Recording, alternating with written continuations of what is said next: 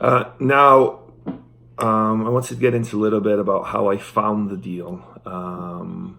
That's always one of the biggest challenges in multifamily is finding the deal. Especially in the past few years, the multifamily space is a very competitive space. A lot of people are in there, and for obvious reasons, because multifamily is obviously a great asset class to be in, and I firmly believe that. So it's been a very tough space to find deals. Now, it's with anything, right? You can say that, oh, there's no deals and give up, or you can find a way to make it work. You either do it or you find excuses, right? So that was a challenge for me, was to find deals. And the way I did it, people have different ways of doing it. The way I concentrate on doing it was creating broker relationships. So this deal came to me through a broker relationship. And the way I did that was I created a good relationship with one broker in particular. His name is JD Smurgy. If he's watching this, I'm sorry if I butchered your name. But I created a good relationship with him. I flew out to Cincinnati to meet with brokers, and I met with him, took him out to lunch. I think that's always a good ploy to always meet these brokers in person. And if you get a chance to buy them lunch or buy them anything, buy them a beer, buy them anything you can,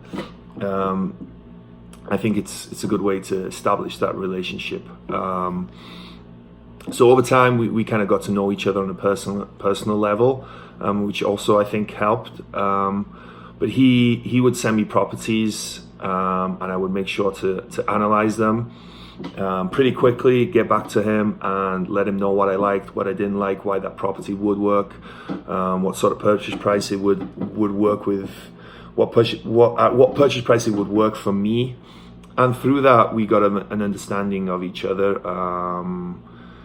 He understood what I was looking for, how I underwrote, what areas I was looking at, what sort of return I was looking at, what size units I was looking at.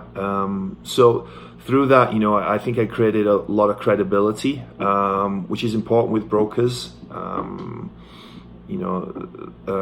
How to create that credibility is another story with brokers, but it's important that you create that with them, because they have people calling them all day, every day, telling them that they're ready to buy, that this, that, and the other, and they're just tire kickers at the end of the day. So from a broker's perspective, I completely get that they're probably tired of people like that. So it's important that they know that you're serious and that you're for real, and as well as that you're realistic in what you're looking for. Everyone would like to buy 15 cap, and get a 20% cash on cash return, a 30% IRR. That would be great, right? But those deals don't exist. So you have to understand the market and understand what's available. So through talking to him as well, we created that relationship and understanding, so we were both on the same page.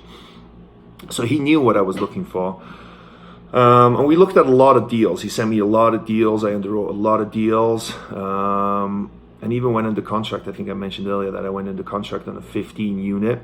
That seemed to fit what I was looking for. Looking for a value add property with just mainly interior renovations needed. No major heavy lifting, no structural work and whatnot, but more just interior renovations. Where I can go in and make the insides nice, improve the units, give the tenants a nice place to live, and get a rent bump accordingly. And if there's also room to lower expenses at the same time, that's great as well. But main focus was that improving of the property to get that rent bump. So he knew that. He sent me a lot of properties. A lot of them didn't work for various reasons. I think sellers, probably rightly so, were aggressive with their price. A lot of times they got it. It just didn't fit my criteria and the returns that I was looking for on my property. So yeah, made it maybe 7 or 8 offers before this property, and we were looking for probably 9 to 10 months before this one came along. As I mentioned, I got into contract on one, but during the inspection period, I found some things that I didn't like, and the seller wasn't willing to work with us on that. So unfortunately, I had to pull out. But looking back, I'm glad I did so.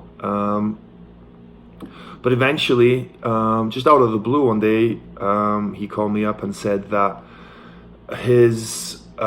someone in his family was a residential agent, and somehow had come across this 6-unit deal and was getting ready to market it, to put it to market, to actually put it on the MLS, because she was a residential agent, and that he thought that this might be a good fit for me. And he talked me through the deal, told me, you know, where the rents were, about the area, which I wasn't too familiar about at the time. I knew that it was a nice area, or that did have some good areas, and that it might be a good fit for me. So obviously, I immediately ran the numbers, looked it up on Google Maps, and just did some online research on it, and thought that it was a good deal. So it was better to make an offer, try and get it under contract, and, you know, fly out there to see it, rather than let it go by and, you know, let it hit the market and maybe lose out on it. So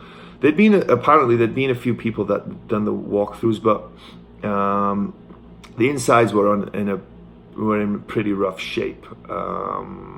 They needed quite a bit of work, but that didn't scare me, because you know, for the most part, I assume the properties that I'm going to take over, that you know, all the units are going to need a complete makeover. So that didn't really scare me.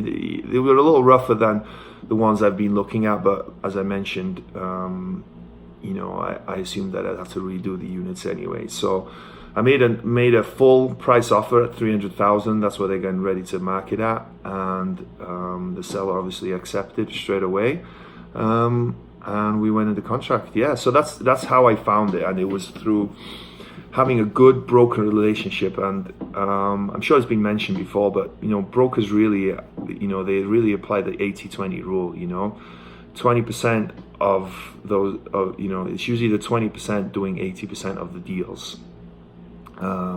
There's plenty of them out there, but you know, you really want to find the good ones that are doing all the deals, that, you know, have a good reputable, have a good reputation, and someone that you can create a relationship with, and that, you know, that you like working with. And this guy definitely fit that bill.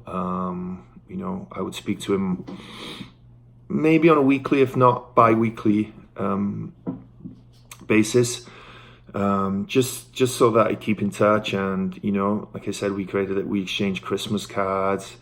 Anytime I'm there, I take him out for a beer or some food, and yeah, and it paid off in the end, and I got the 6 units. So that's how I found the deal. It was a bit of luck, I guess, as well, that it was a family member getting ready to put it on market. But, you know, the harder you work, the luckier you get, right? If I wasn't in it to win it, I wouldn't have found the deal. So yeah, it worked out in the end.